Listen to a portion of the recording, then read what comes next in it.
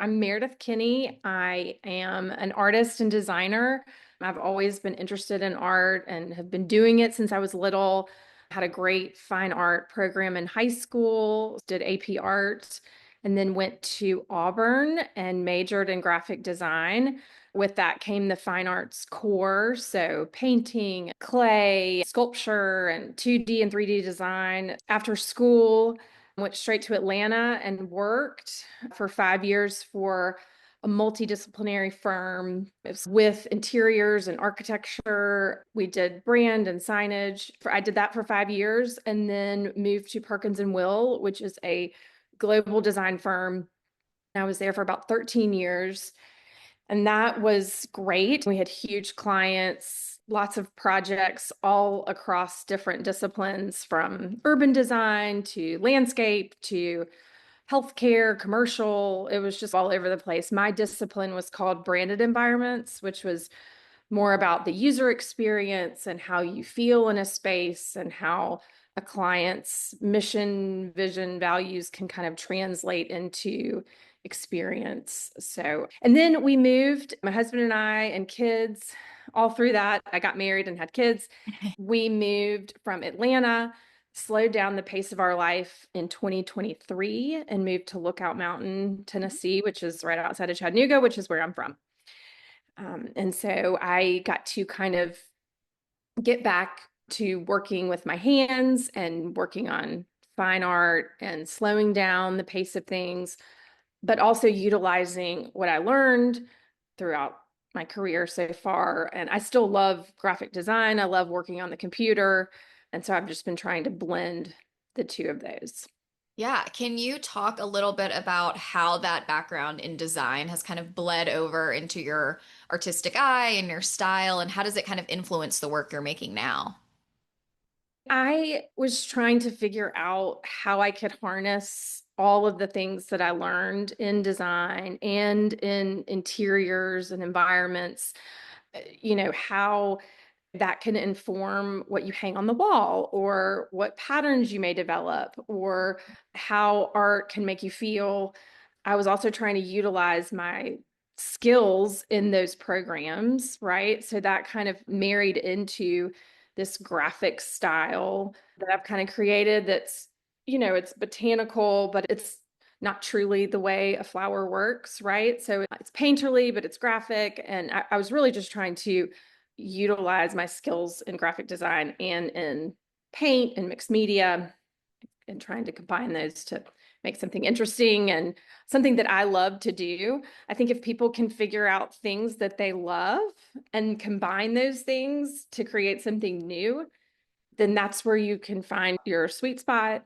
Can you talk a little bit about your creative process? Specifically, I feel like I've seen a lot of your most recent work, those kind of botanical pieces. How do you come up with, concept to finished piece? What does your process look like as an artist? Yeah, so I usually start with photography or something that is kind of interesting graphically.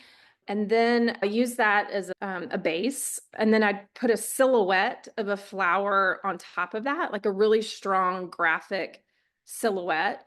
And then I compose those two things together to create something interesting.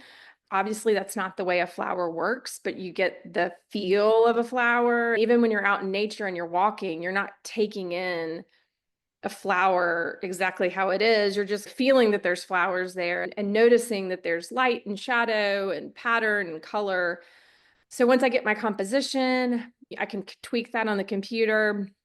And then typically I'll project it on the wall and trace it basically in black and white or two colors. And then I just layer color upon texture, upon color, upon texture until I get it feeling the way I want to. And I use acrylic, I'll use pastels, I'll use Posca pens, colored pencil, soft pastels. So just kind of anything that has the right color or texture that I need, I'll pull that in. And then lately I've been using those botanicals to create repeat patterns. Do you see those repeated patterns turning into like anything specific, like wallpaper, prints, like things like that? Are things in the works, or are you just kind of like letting it evolve? Yeah, no, I have been in talks with Chasing Paper. So we're going to put out a line or a collection here pretty soon, probably with, I don't know, 4 to 6 patterns in different colorways and stuff. So I think that's one way I see my patterns being used. I think eventually I will do like a line of textiles. And I think, the most important thing with that is just figuring out scale Mhm. and color temperature and contrast. A lot of my botanicals have a lot of contrast, right? And so you may not necessarily want that on your wall. So it's kind of stepping that contrast back and letting it just be more of a texture. So it's kind of working through those things.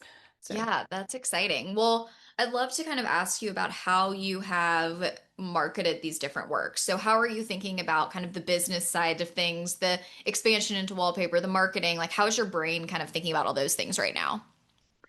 I'm just kind of figuring it out. I am not a salesy person. It just is not part of me to throw my work out there. It doesn't come naturally to me, but I have been doing that. Did a release of 20 something pieces when I first moved here a couple years ago. And that was great. So then I built upon that and did another one, right? That was maybe another 20 or so pieces. And then I just launched again, another 20 so pieces. And I've just been building upon that using Instagram. I have a website and I put my pieces up there. I have a small email list that I send updates to. So that's been about it. I have a great friend in Atlanta who is an art consultant, Julie Wynn Jones, and she put me in touch with a lot of great clients, some corporate clients and some residential clients. And I've done commissions with her. So that's been good too. Yeah, are you enjoying, like, do you enjoy the commission route or do you like kind of being able to create more for yourself and then having pieces sell? Like, what does that balance look like with your business? Yeah, I feel like I did so much client work in the corporate world, pleasing other clients and making them what they wanted to see and view. And so I'm really loving just making stuff that I want to make and not so much commission work. But it's funny, a lot of the commissions have been requesting works that I did in the past. So they're like, oh, we like this colorway and this flower, do this again. So, and no two pieces are alike, so it's never going to be exactly the same, but just kind of like repeating that motif and then layering the color on top to match what I did before. But I definitely like doing new stuff for myself and not so much, being art directed by others. Yeah, Because you've done that I've in done enough that. times in the past. But yeah, I always think it's an interesting balance because obviously like the commission is a project guaranteed income versus like the exploratory stuff, but it is, I feel like Yeah. harder always meeting other people's needs. So it's nice that they're kind of requesting stuff you've already done. Yeah, no, that's definitely been a good thing for Yeah. sure. How has it been marketing in a new city? I mean, it sounds like you still have, contacts back in Atlanta and you're originally from the Lookout Mountain, Chattanooga area, but what did that transition look like? And did it have any, effects on just growing a new business? Yeah, I mean, I think Instagram has been kind of the universal platform, which has been great because it has allowed me to still show my work, in Atlanta and beyond, mostly in the Southeast, I think.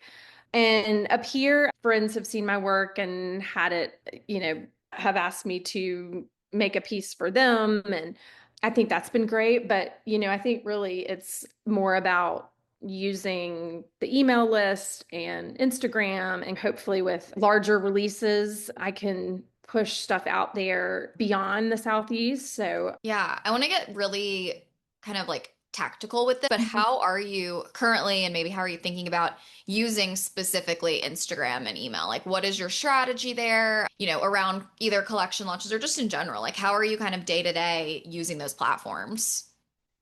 Yeah, so I'm figuring it out as I go, but I have been trying to put my work in spaces that I want my work to be in. Right? I will Photoshop my work into a space that I think it would work in.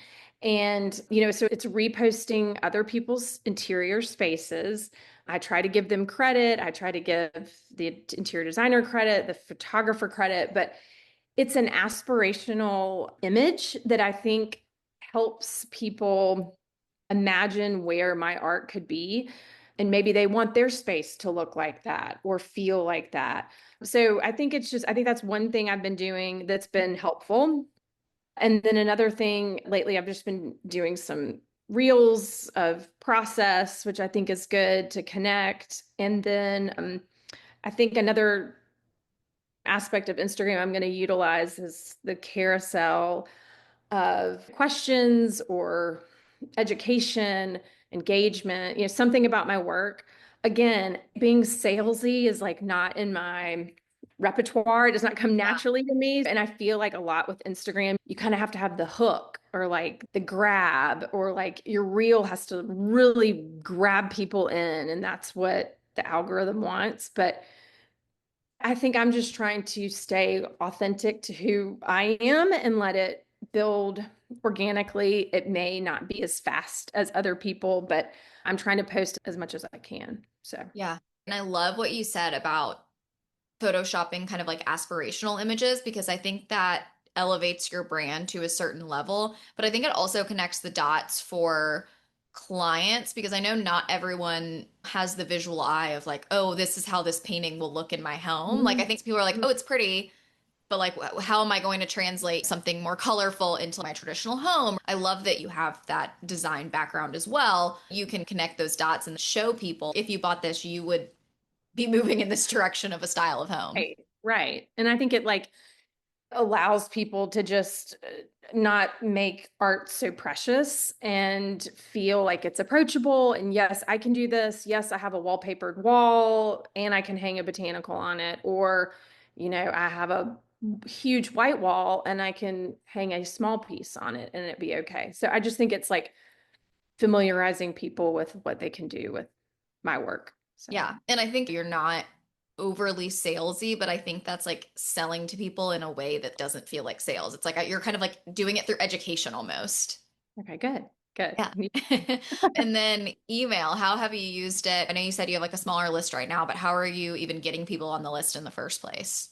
I had a block of text on my website initially. So when people from Instagram would go to my website, they would automatically be directed to put in their email and their first name. And so from that, I've been kind of telling them. I started about once a week, and I think that cadence is a little too much. I think maybe once a month would be better.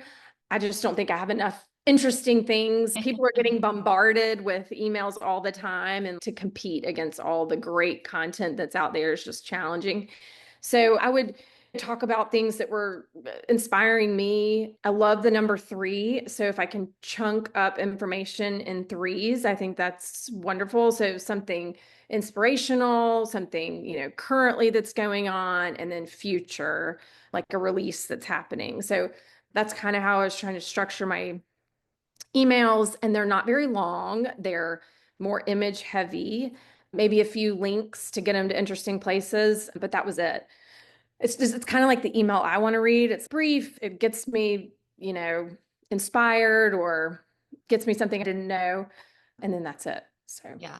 Well, and I think that's better too. I think people worry about like, oh, I need to fill this whole page with tons of text. The emails I like to read are almost bullet points. It's like I can yeah, just skim it, get what I need, but it's still valuable. Honestly, I think as artists, the pictures are, that's such a great part of it. So it's like it can be really picture heavy versus text heavy and kind right. of get the message across. Totally. And the picture can say 1,000 words, like the saying goes. So just yeah, use that to your advantage. Yeah. Well, switching gears a little bit, what have been maybe some challenges that you faced in growing this business and kind of balancing like the creativity with the entrepreneurship business types side of things? Yeah, I mean, I think you have to be vigilant and, wake up every day with the intent to do something to move the dial. You can't always be creative every day, and I think that's okay.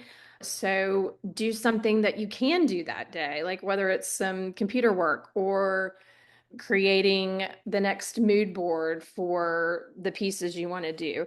You can't always paint every day or do your hands-on piece. I think that's what I've come to realize. And that's okay. I think give yourself grace.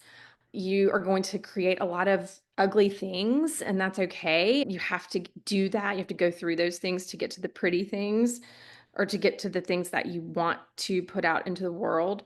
So give yourself grace to do that and don't beat yourself up if you're not getting to where you want to be. I think every piece that you do gets you there. When we first left Atlanta, I was just producing stuff just because I hadn't in so long because I was Mhm. working. And so I just let myself do that, so that was 2022. And now here it is 2025. And I'm just hitting my stride of creating a style that I can kind of riff off of and explore and repeat and do those things. So I think it takes time to just let yourself go through the ebbs and flows of design work and creative work. It's just a natural process to then narrow it down as time goes on. Yeah, and I think that's important to hear too, because I think a lot of people think it just clicks right away. And a lot of the times you just have to devote a certain amount of time to the doing, like the ugly stuff, the like producing and producing and producing until you find the thing that feels like you and is working and you can expand off of it and it speaks to other people too. Yeah, I was like, okay, I love graphic design. I love the preciseness and the graphic quality. So I started creating these small illustrations with gouache that were very tight and used light and shadow, and they were beautiful. But I was like, oh my God, I hate doing this. Like I can't do Uh-huh. this forever. Like I just can't. It's not fun to me. Like it's not enough looseness. And so just going through those types of little mini studies can help you define in your brain what you like, what you don't like, what you can continue to grow upon. And so, yeah, give yourself the time and space to do that.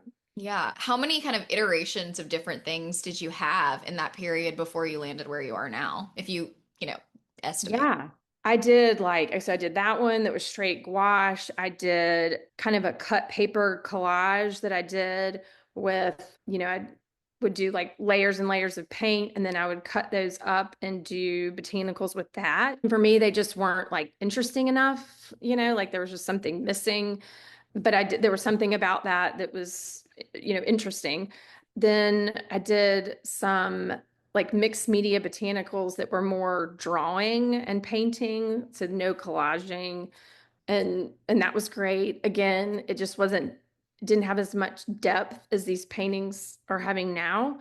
So yeah, I mean, and then I did a lot of geometric work because again, I love graphic design, so I was doing like color blocking and layering paint and paper, and I loved those too. So yeah, I mean, 4 or 5 just in the past 3 years of like really kind of getting into something and studying it and seeing how I felt about them.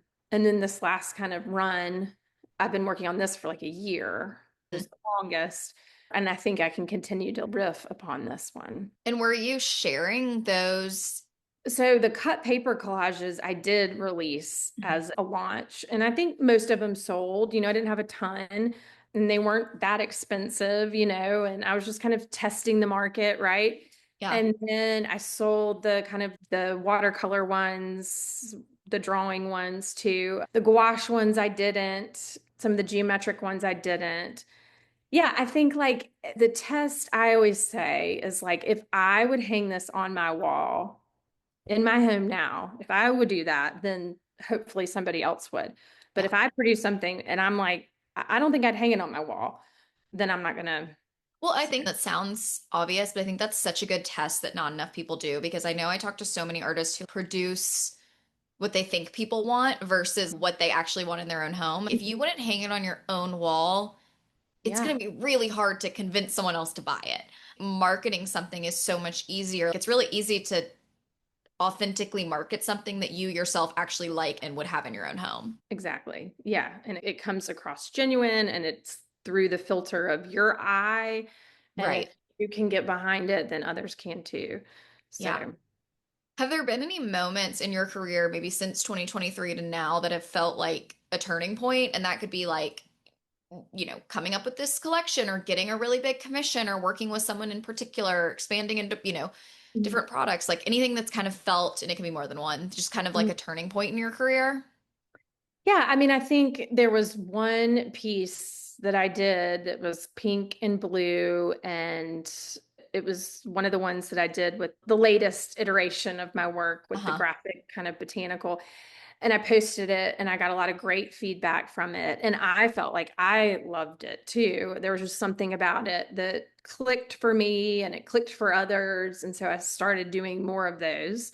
And I think, you know, I'm learning, right? Like color schemes that work. I've started doing different botanical motifs. So I think some motifs are more popular than others or get a better feedback. But yeah, I think that first one that I posted really got me energized about the botanical work that I was starting to tap into.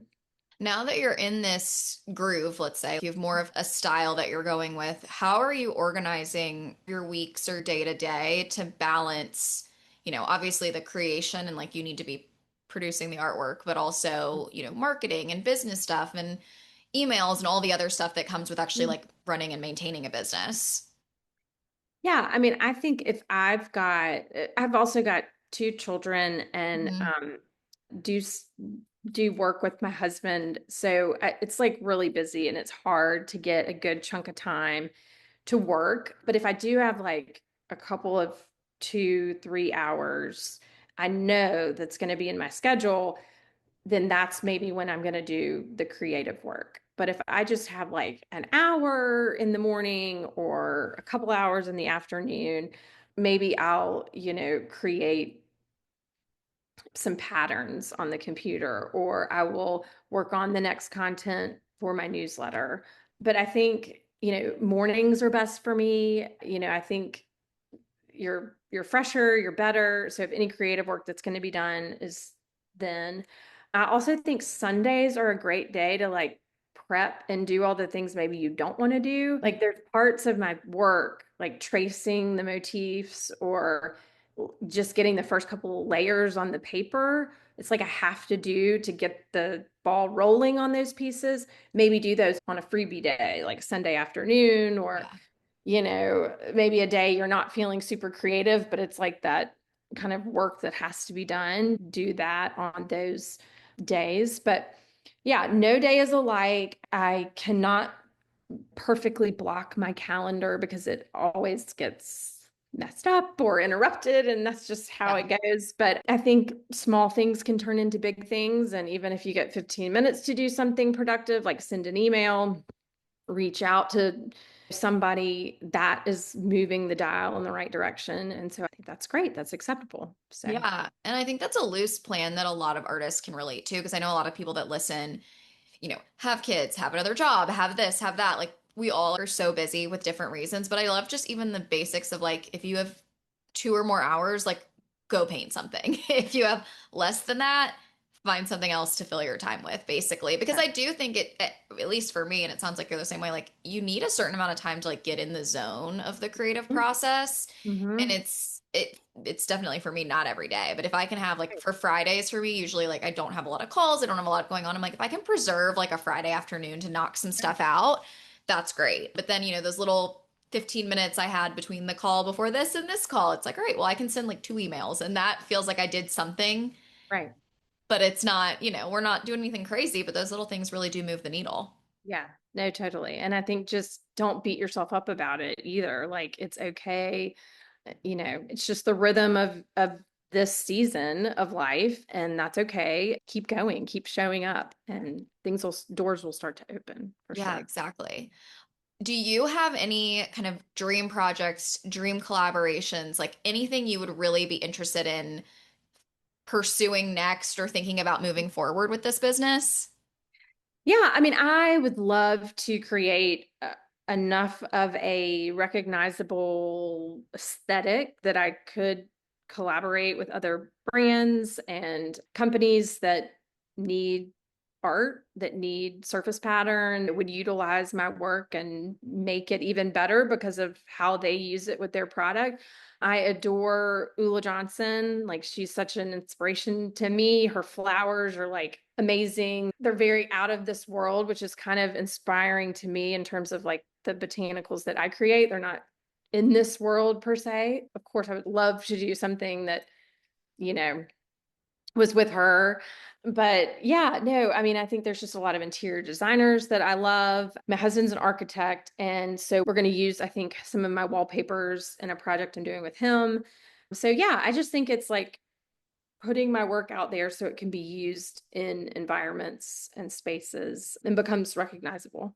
Yeah, and I think you're already developing that. I was talking to an artist earlier and we were talking about how like your style, like you reach a certain success level when your style like goes beyond the canvas. Like I think your most recent botanicals are doing that. Like the way you've already, because I know you posted recently like which colorway do you like? And it was a reel of like a pattern, I guess. But like I could totally see that. I love Ulla Johnson as well. Like I could see that turning into like a fabric some way. Like the colors you're using, I'm like, I could see that as a top and I would buy it. But I could Right. also see it as like really chic wallpaper, just slightly edited for these different applications. But I love that you've kind of defined enough of a style for yourself that it's not just having to be on the canvas, having to be this one subject to feel like you. It's even like it doesn't even have to be one specific colorway to feel like you. You're starting to really expand the overall vibe, I guess I would say, and it's working really well.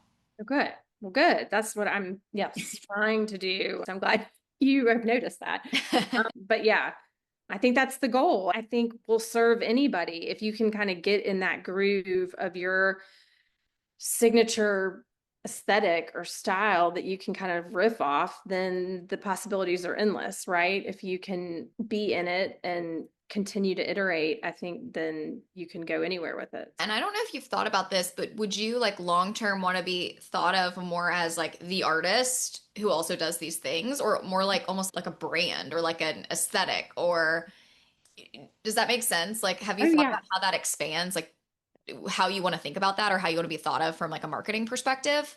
Yeah, I think more of a brand. I think Yeah, I just think there's like more possibility, and I don't want to be, just producing pieces on canvas or pieces on right. paper. I do want them to expand into other things. I have an 11-year-old daughter, and she's all about the collabs, that brands do with other brands like Love Shack Fancy and Roller Rabbit. It's just like endless things. I think there is something to be said for that. Like, I'm not going to be that, but I think that that's an interesting avenue for artists now is to create a look and a feel that can be mashed up with other brands. And that makes an interesting product, and it's bespoke and it's made by humans and not AI. And I just think that there's some value in that. But I would like to retain the brand equity of my name. And I think that's what this whole new market is allowing you to do, because they're, you know, brands are not just taking your pattern and using their brand, they're allowing you to have yours locked up with theirs, which is good. Yeah, exactly. And I know, I think everyone really likes supporting things like that, but I personally love buying those kind of collabs or supporting them or whatever because I think the story is so much more interesting. Like it's Mm-hmm. so much more interesting when an artist comes in and like, you know, does a wallpaper line or like their design ends up on like a piece of clothing or Right. sometimes they even take it really far and it's like they make a lamp out of like a Yes. shape that was inspired by an artist. Like I just love those iterations because I think the story there is so much more interesting. Like let's say the lamp example. Like if I have that in my home and people are like, "Oh, it's such like a funky lamp." I'm like, "Yeah, like listen to the context." And same with clothes. Like there's so much more to it. Right. Totally. It feels more valuable. And exactly, there's story to it. And that's a lot. Storytelling, I mean, that's huge in the things that we produce and the market we're in. So, Yeah. Well, I'm excited to see how that plays out for you. I feel like there's a lot of directions this could go, but I think that like bespoke fine feel and like finding other brands that kind of match that level and like feel really yeah, same. yeah. Yeah. Well, I think this has been so interesting. I'd love to kind of close with just like a practical takeaway, something that, a piece of advice that you'd give to artists or creatives that are kind of looking to grow their business, looking to grow their business more sustainably, like not burn out, or it can be like a book, an app, just anything that's really helped you to kind of grow to the point where you are now. Yeah, I mean, I think for me personally, not so much about growth, but like for inspiration for me, I sometimes just need to take the guardrails off of what I'm supposed to be doing and what I'm, you know, supposed to be producing. And I'll do like a visual, like stream of consciousness through, I love this website called Design Inspiration. You can search by color, you can search by, a word. And it's more of a curated version of Pinterest, and there's not a lot of ads. That is a good way to create, like a mood board, right? And I think that has like helped me to kind of create a roadmap or like a point where I'm trying to get with my work. And so I think sometimes we just get so caught up in our own stuff that we don't like look up and look at other markets under other industries, look at interiors, look at fashion, look at, landscape, look at all these different things to produce inspiration within us. I've always needed to stop what I'm doing, go get inspired by just kind of a stream of consciousness of images. And I think that really helps. Yeah, no, I think that's great. I wrote that down. I was like, I'm definitely going to go on that for myself because I even love just like the Pinterest, like doing that kind of work. Mhm. But this sounds a lot more streamlined. So Mhm. I'm excited to check it out. But this has been so great. I love your work. I'm excited to see how it grows and evolves and like collabs in your future. If your daughter has any hand in it, it sounds like there'll Right. be some. But can you share how the audience can learn more about you, buy from you? What are your different, your website, your Instagram, your different channels? Yeah, so it's Meredith Kinney _ studio is my Instagram handle. And then I'm meredithkinney.com is my website. And I have pieces up there occasionally for sale. And then I've got a few pieces at a Maker's Post on Sullivan's Island. And just, yeah, like, look for me at Chasing Paper because we're going to do a collection together. And then, yeah, I think that's about it. That's all I've got. Well, thank you so much for your time today and sharing all of this. And I just really appreciate it. Yeah.